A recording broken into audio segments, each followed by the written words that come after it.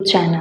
तो आज हम टॉपिक डिस्कस करेंगे, क्या सीपी बच्चों को स्पीच थेरेपी की ज़रूरत होती है और स्पीच थेरेपी के साथ उनकी बॉडी को लेकर कौन सी एक्टिविटीज़ उनके लिए बेस्ट हैं।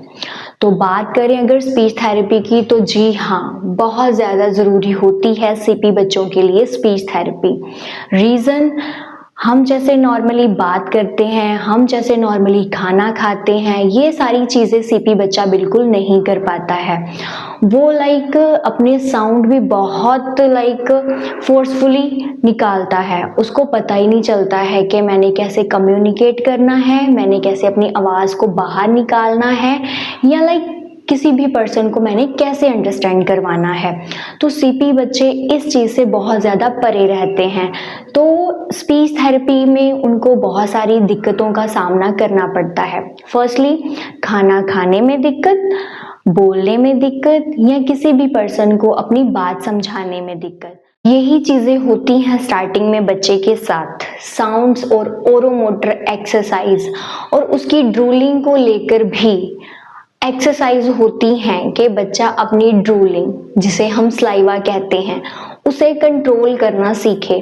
अपने फेस के जो मसल्स हैं उनको इम्प्रूव करना सीखे।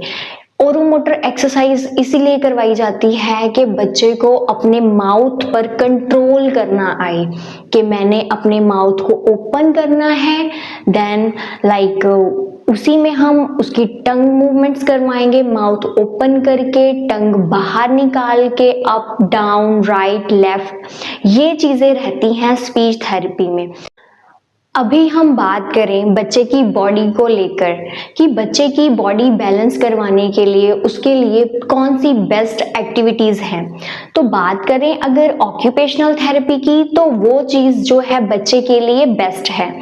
ओटी में क्या चीज़ें हैं कि बच्चे के ग्रोस मोटर स्किल्स डेवलप होंगे अच्छी तरह से, और फाइन मोटर स्किल्स भी डेवलप होंगे, क्योंकि जब हम बच्चे को धीरे धीरे कोई भी एक्टिविटी करवाना स्टार्ट करते हैं तो बच्चे के जो ग्रोस मोटर हैं, हमारे बड़े जॉइंट्स, ये जो है हमारे एल्बो, शोल्डर, देन हमारी नीज, ये चीज़ें बच्चे की जो है ओटी के ज़रिए बच्चे की इम्प्रूव होती हैं। बच्चा हम स्टार्टिंग में एक एक्टिविटी ले लें, या हम बच्चे को स्टार्टिंग में सिट स्टैंड करवाना सिखाएं कि आपने धीरे से बैठना है, देन आपने धीरे से स्टैंड अप होना है। तो वो चीज़ें अगर हम बच्चे को धीरे धीरे करवाना स्टार्ट करें तो वहाँ पे बच्चे के ग्रोस मोटर स्किल्स जो हैं बहुत अच्छे से डेवलप होंगे। तो बच्चा जो है धीरे धीरे चलना स्टार्ट करेगा, इंडिपेंडेंटली बैठना शुरू करेगा। तो ऐसे ही बहुत सारी ओटी में ऑक्यूपेशनल थेरेपी जो हम कहते हैं, उसमें बहुत सारी ऐसी एक्टिविटीज़ आ जाती हैं जिससे कि बच्चा अपने ग्रोस मोटर स्किल्स जो है डेवलप कर पाएगा, कि मैंने बैठना कैसे है, मैंने चलना कैसे है।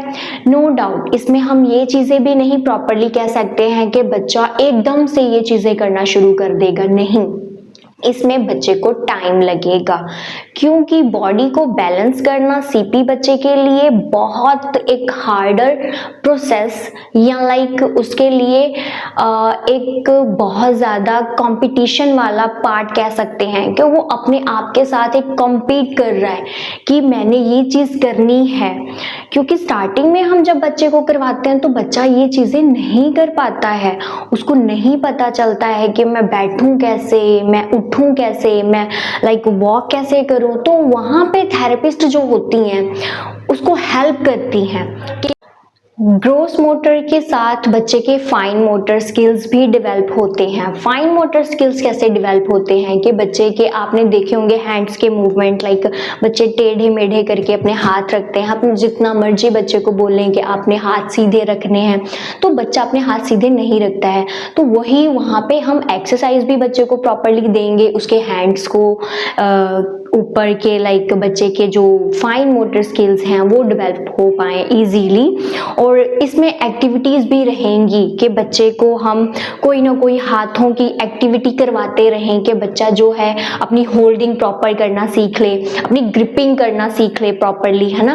वो चीज़ें बच्चे की जो है ऑक्यूपेशनल थेरेपी में रहती हैं। और बेस्ट ऑक्यूपेशनल थेरेपी ही है बच्चे के लिए कि बच्चा अपनी बॉडी को बैलेंस करना सीखे साथ में, और बच्चे को लाइक इंडिपेंडेंटली हर एक चीज़ जो है अपना लाइक अपनी बॉडी को लेकर कंट्रोल करना सीखे कि मैंने लाइक कैसे क्या चीज़ें करनी है, और अपनी स्पीच को लेके भी अपने माउथ पे कैसे कंट्रोल करना है।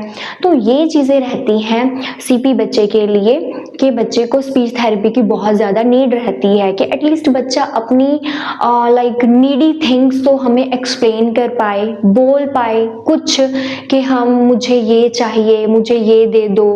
तो वो चीज़ें बच्चे के लिए बहुत ज़्यादा ज़रूरी हैं। तो पेरेंट को ये चीज़ें अंडरस्टैंड करने की ज़रूरत है कि हमने बच्चे को ऐसे नहीं रखना है, बच्चे की स्पीच थेरेपी करवानी है। और उसकी बॉडी को लेके बच्चे लाइक फिजियोथेरेपी है, और साथ में बच्चे की जो फिजियोथेरेपी में हम बात करें वो तो लाइक एक एक्सरसाइज रहेगी कि बच्चे की वो चीज़ें डेवलप हो पाए, उसके ग्रोस मोटर, है ना, कि बच्चा एटलीस्ट मूवमेंट कर पाए अपने हैंड्स की, अपने आर्म्स की, अपने लेग्स की। तो वहीं ऑक्यूपेशनल थेरेपी भी बच्चों के लिए बहुत ज़्यादा ज़रूरी है। तो वो थेरेपिस्ट खुद ब खुद देख लेती है कि बच्चे को मैंने कैसे और क्या चीज़ें करवानी है, उसकी कंडीशन, सिचुएशन, ये चीज़ों को देख के। तो हम अब नेक्स्ट वीडियो में मिलेंगे नेक्स्ट सोल्यूशन के साथ। Thank you.